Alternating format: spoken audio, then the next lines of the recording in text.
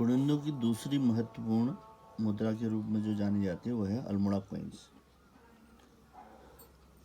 यह अल्मोड़ा भांति के सिक्के 19वीं शताब्दी में सर्वप्रथम अल्मोड़ा और इसके आसपास से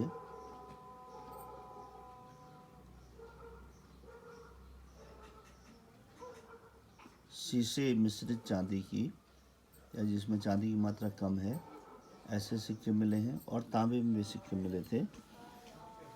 इनको जो है क्योंकि अल्मोड़ा से मिले इसलिए इनको अल्मोड़ा सिक्के कह दिया गया।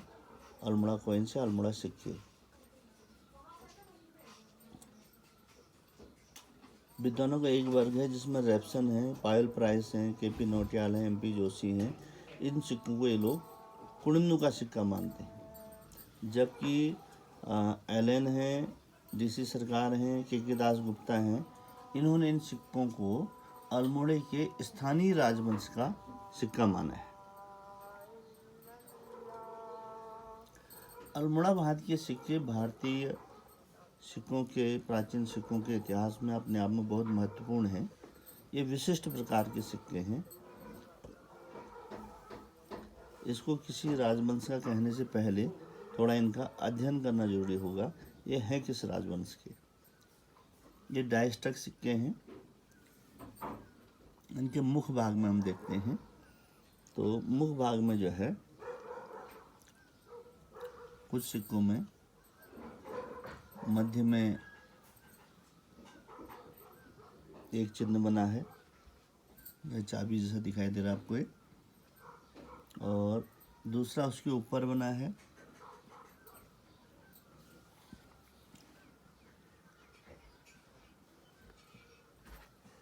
छत्र और वेदिका जिसको पहचान सकते हैं।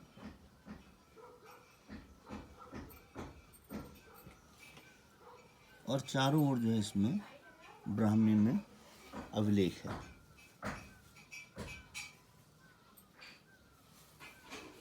कुछ सिक्कों में अल्मोड़ा कॉइन्स में एक कुबड़ युक्त बैल बना हुआ है। मध्य में जो है नदी और पर्वत चिन्ह है। उसके कुबड़ युक्त बैल के सामने जो है वेदिका छत्र बना हुआ है, और चारों ओर फिर इसमें वही अभिलेख है ब्राह्मी में।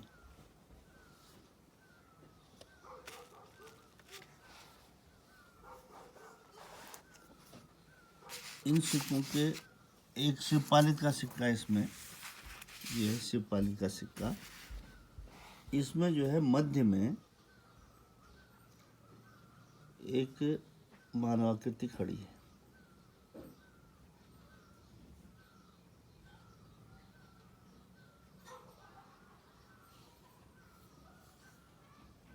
ये सभी सिक्कों में शिवपालित के सिक्के में मध्य भाग में खड़ी है। उसके बगल में जो है एक और सर्प, ये आपका नदी पर्वत चिन्ह है, तो दूसरी ओर वेदिका छत्र वाला चिन्ह अंकित है।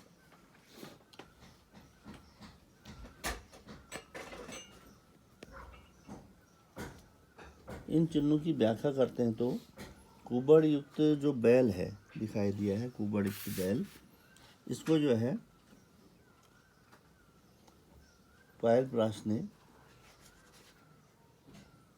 और तथा बीच में बेला लाहिड़ी ने देखा कि मृग है।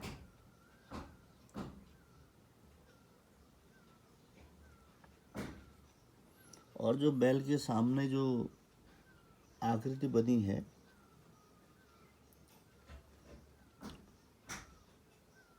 एस.के. चक्रवर्ती आदि विद्वानों ने इसको जो है छत्र युक्त स्तूप कहा है।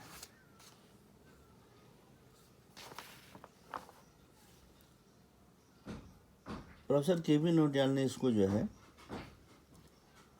चीड़ वृक्ष के रूप में पहचाना है, और वो कहते हैं कि ये इनका कुनिंदो का जो है वंश चिन्ह, डायनेस्टिक एम्बलम था।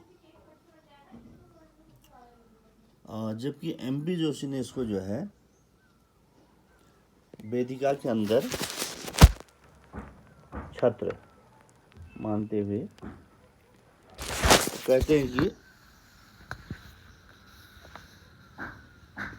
यह कुड़िन्नू का विशेष चिन्ह था, जिसका अंकन अमोघ भूति व चत्रेश्वर भांति के सिक्कों में भी निर्विवाद रूप से मिलता है।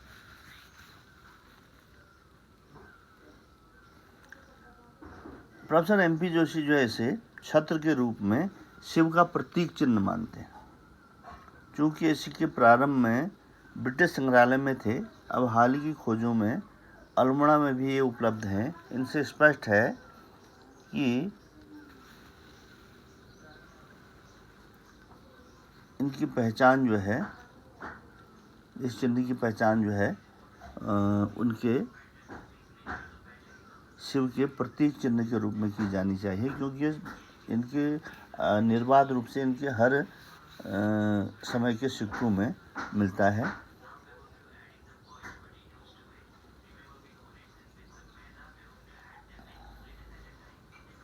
और जो मध्य में चिन्ह है, इसको जो है केपी नौटियाल कहते एक पर्वत है, वृत्ताकार जो गोल दिखाई दे पर्वत है, और जिससे नदी निकलती हुई दिखाई दे रही है। एमपी जोशी कहते हैं ये संभवतः है पास या कोई गूढ़ चिन्ह है, पास का निशान है तो और अथवा गूढ़ चिन्ह है। अब आते हैं इनके पृष्ठभाग की ओर। अल्मोड़ा कॉइन्स के पृष्ठभाग में हमें दिखाई देते हैं एक विशिष्ट प्रकार का चिन्ह हमको इनके पृष्ठभाग में दिखाई दे रहा है। ये है अल्मोड़ा कॉइन्स के पृष्ठभाग का चिन्ह।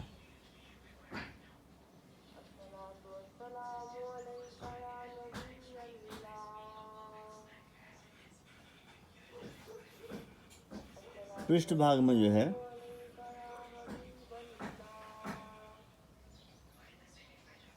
कुछ विद्वान ने कहा कि वेदी है, अल्टर है, जिसके ऊपर जो है ध्वज चिन्ह है, और नीचे जो है ऊपर ध्वज चिन्ह ये दिखाई दे रहा है, और नीचे जो है ये नंदी पद।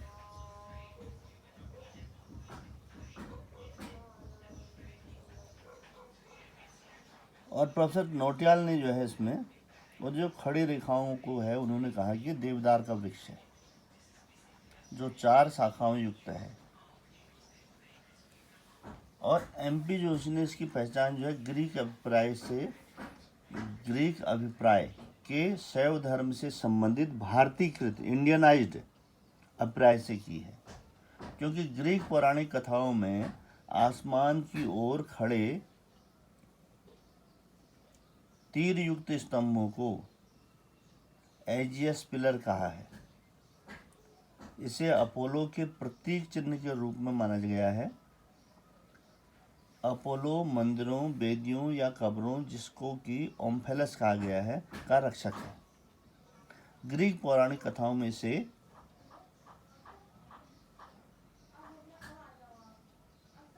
अनेक स्थानों पर उल्लेख मिलते हैं।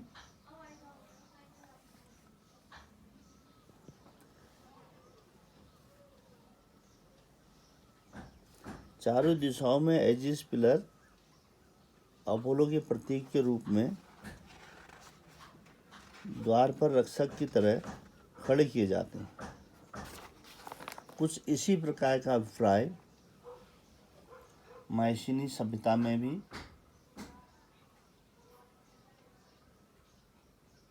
एक बर्तन में चित्रित मिलता है।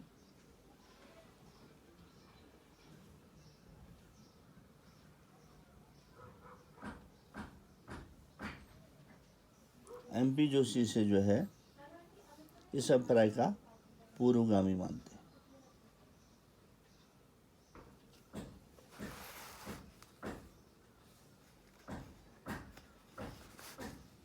पीएल गुप्त ने शुरू में इन सिक्कों को पांचाल के रास्ते अल्मोड़ा में पहुंच जाने का अनुमान लगाया था। व्यापार और यात्रियों के माध्यम से अयोध्या से अल्मोड़ा तक पहुंचे, परंतु हाल की नवीन खोजों से स्पष्ट होता है कि इन सिक्कों का संबंध उत्तराखंड से रहा है।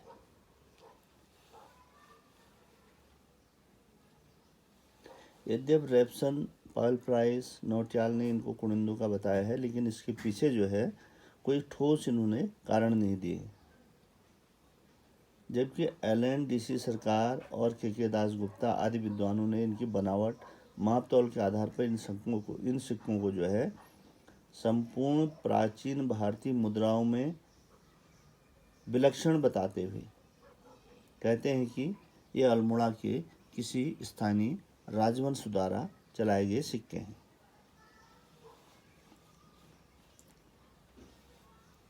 प्रोफेसर MP जोशी ने कतूर घाटी से इस प्रकार के 39 सिक्के खोजे। इसके बाद उन्होंने मत व्यक्त किया कि बनावट की दृष्टि से जो इनकी बनावट है उस दृष्टि से देखें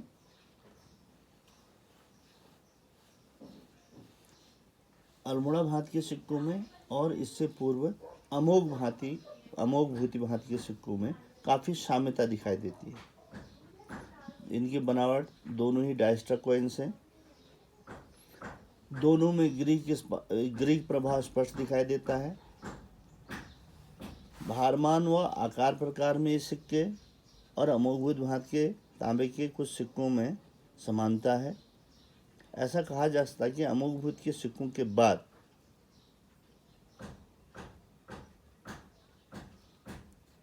दो 200 वर्षों तक कुड़िन्नों ने सिक्के नहीं चलाए और 200 वर्ष बाद उन्होंने पुनः जब सिक्के चलाए तो चत्रेश्वर भांति के सिक्के चलाए। अमोघ भांति के तथा चत्रेश्वर भांति के सिक्कों के बीच में कुड़िन्नों ने अल्मोड़ा भांति के सिक्के चलाए। अल्मोड़ा भांति के सिक्के केवल उत्तराखंड के पर्वतीय क्षेत्र में ही मिलते हैं। तिथि की दृष्टि से ये पहली व दूसरी शताब्दी ईस्वी के आसपास ठहरते हैं। साहित्य के आधार पर हम ध्यान देते हैं तो उस समय यहाँ के निवासी कुड़िन बतलाए गए और उधर जो है अमोघ भांति और चत्रेश्वर भांति के सिक्कों के बीच में अल्मोड़ा भांति के सिक्के एक कड़ी के रूप में लिए जा सकते हैं। जैसा कि इन तीनों भांति के सिक्कों में अंकित चिन्हों अभिप्रायों की तुलनात्मक अध्ययन किया जाए तो स्पष्ट हो जाता है कि अमोघ और चत्रेश्वर के भांति के सिक्कों के बीच में जो है अल्मोड़ा भांति के सिक्के चलन में आए।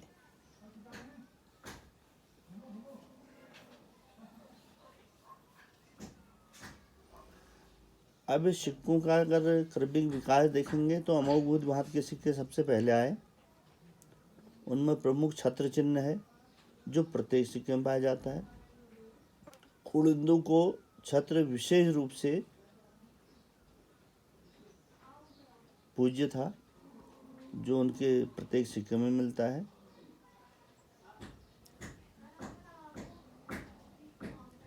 MP जोशी का कहना है अमोघ भांति के सिक्कों में शिव का छत्र रूप में प्रदर्शित किया गया है।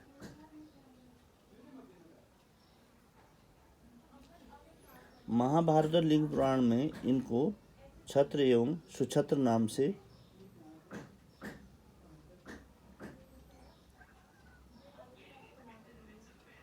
जाना गया है।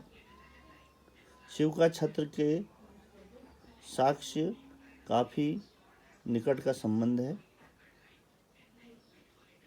शिव का छत्र के साथ काफ़ी निकट का संबंध है तथा कुड़िन्द लोग शिव को छत्र के रूप में पूजते थे।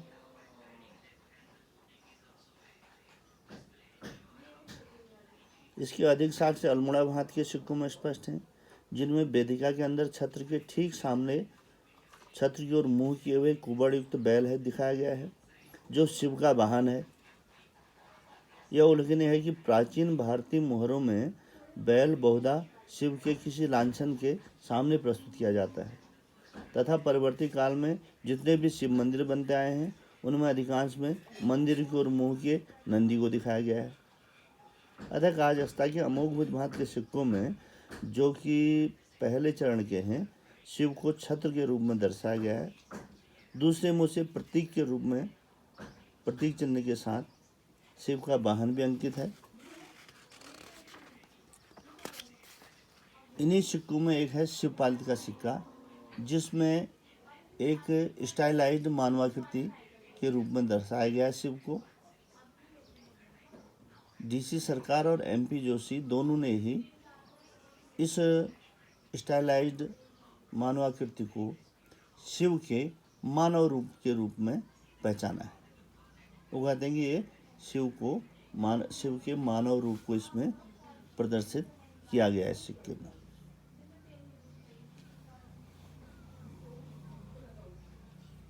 और जो बाद में इनके कुनिंदू के नाम मिलते हैं, जैसे शिवदत्त है, हरदत्त है, शिवपालित है, शिवरक्षित है, ये सब शिव के प्रति उनकी निष्ठा का द्योतक है। अल्मोड़ा भारत के सिक्कों में अब तक 8 राजाओं के नाम मिल चुके हैं।